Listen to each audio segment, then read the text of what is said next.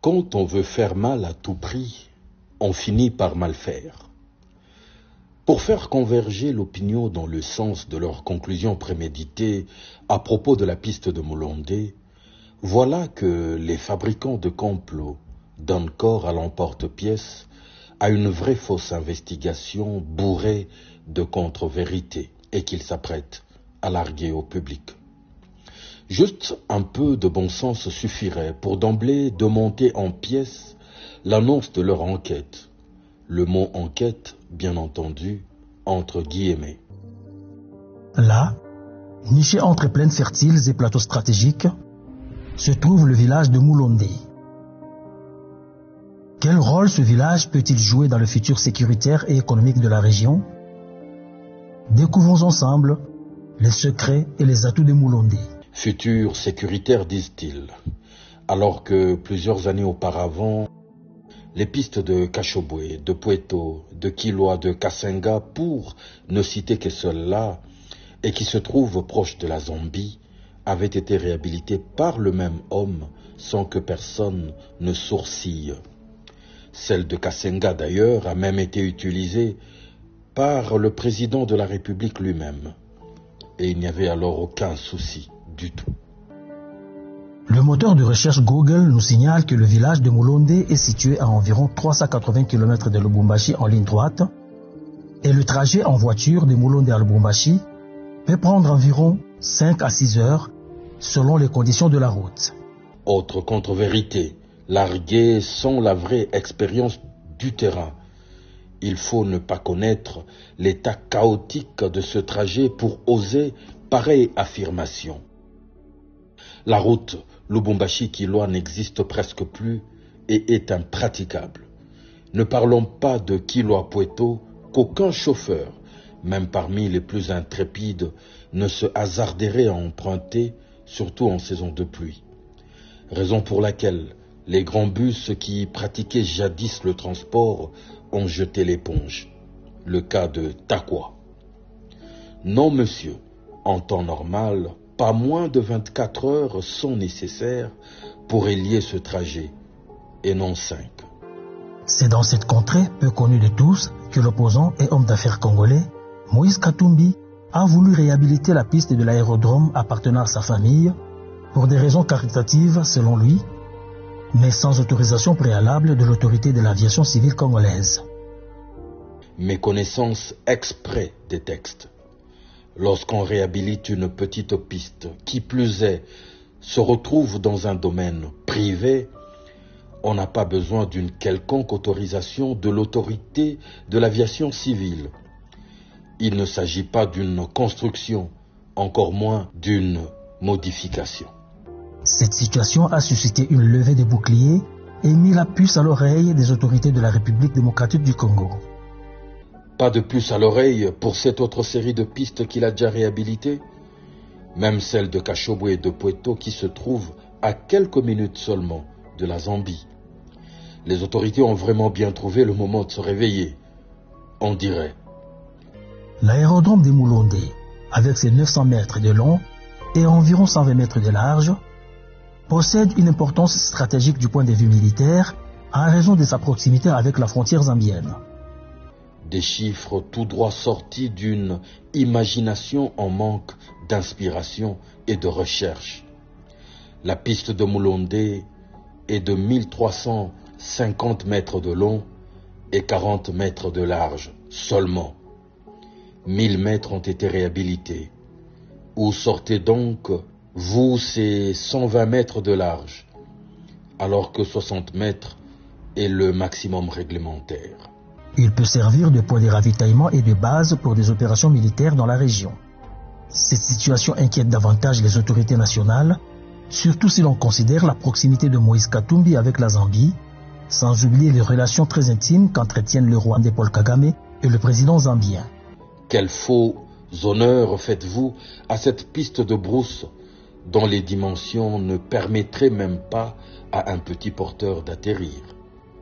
Et dans vos imaginations, vous voyez déjà des gros porteurs militaires, genre B-52, rions-en plutôt que d'en pleurer. Et pourquoi ne laissez donc vous pas des parties indépendantes aller en faire la mesure? Pour voyager de Mulonde à la frontière zambienne, la distance est d'environ 50 km via le lac Moero. Le temps de trajet dépend de la vitesse du bateau, mais cela pourrait prendre entre 2 et 3 heures. La traversée à bord d'un bateau de guerre peut prendre environ 45 minutes à 1 heure, selon les conditions de navigation et la vitesse du bateau. Ces estimations peuvent varier en fonction des conditions spécifiques du trajet. Voyager de Mulonde à la frontière zambienne en avion, il faudrait utiliser un avion léger ou un hélicoptère, car il n'y a pas de piste d'atterrissage commerciale à proximité. Une fois de plus, voilà la caricature que vous faites d'un pays aussi sérieux que la Zambie. En tout cas plus sérieux que le Gondwana, où l'on trouve encore des radars de contrôle qui détecteraient la moindre violation de leur espace aérien.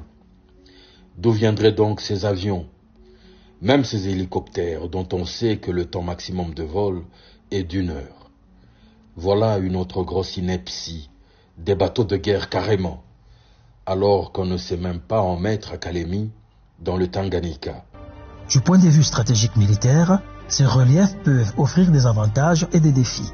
Les plaines et plateaux permettent des mouvements rapides et des déploiements de troupes, tandis que les collines et vallées offrent des positions défensives avantageuses.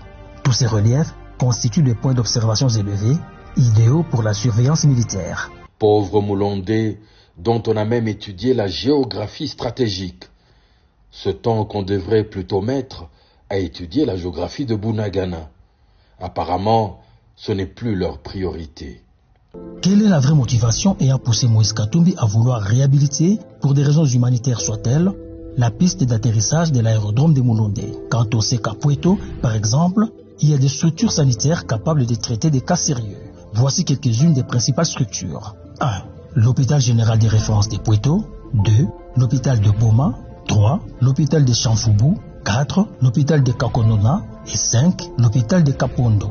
Même à Kilwa, il y a l'hôpital général de Kilwa, la clinique de Kilwa, le centre de santé de Kilwa et la pharmacie de Kilwa. Ces établissements sont équipés pour traiter diverses affections, y compris des cas sérieux. Et voilà que pour le besoin de la mauvaise cause, on veut transformer Kilwa et Pueto en paradis médical. Alors que dans ce périmètre-là, l'hôpital le mieux équipé est situé au village Kashobwe. On n'a jamais effectué d'opération chirurgicale à Kilwa. Les cas compliqués sont jusqu'aujourd'hui transférés à Lubumbashi. Et même pour envoyer un malade de Kilwa à Pueto, il faudrait utiliser un avion. Nous le répétons, il n'existe quasiment plus de route. Si l'on tient compte de la distance entre Mulonde et la ville de Pueto, les données recueillies sur Google démontrent l'inutilité d'utiliser l'avion comme moyen de transport pour évacuer les malades, car les distances entre ces agglomérations sont insignifiantes. Il faudrait carrément voyager par Google alors. Redevenons un peu sérieux et ne nous moquons pas des populations locales qui connaissent le vrai calvaire de ces structures auxquelles donner le nom de route serait un honneur indu. Projet de réhabilitation de l'aérodrome de Mulonde par Moïse Katumbi, même s'il semble privé, pose un risque pour la sécurité nationale.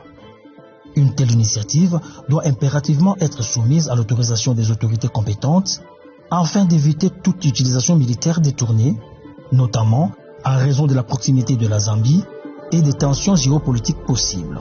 Il est impératif que les autorités reconnaissent et exploitent ces atouts pour garantir la sécurité et la souveraineté nationale.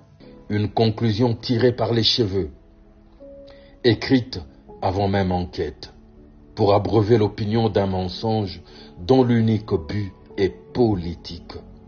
Il s'agit de faire ombrage et d'essayer de stopper un de rares boucliers à ce projet avoué de changement de la Constitution. Il n'y a rien de stratégique ici. La vraie guerre se déroule où l'on sait, et depuis des temps qu'on ne compte plus, une importante partie du pays est hors contrôle. Et pour eux, la priorité des priorités est ce pauvre petit village au sud du pays, rendu célèbre par le plus grotesque de mensonges d'État.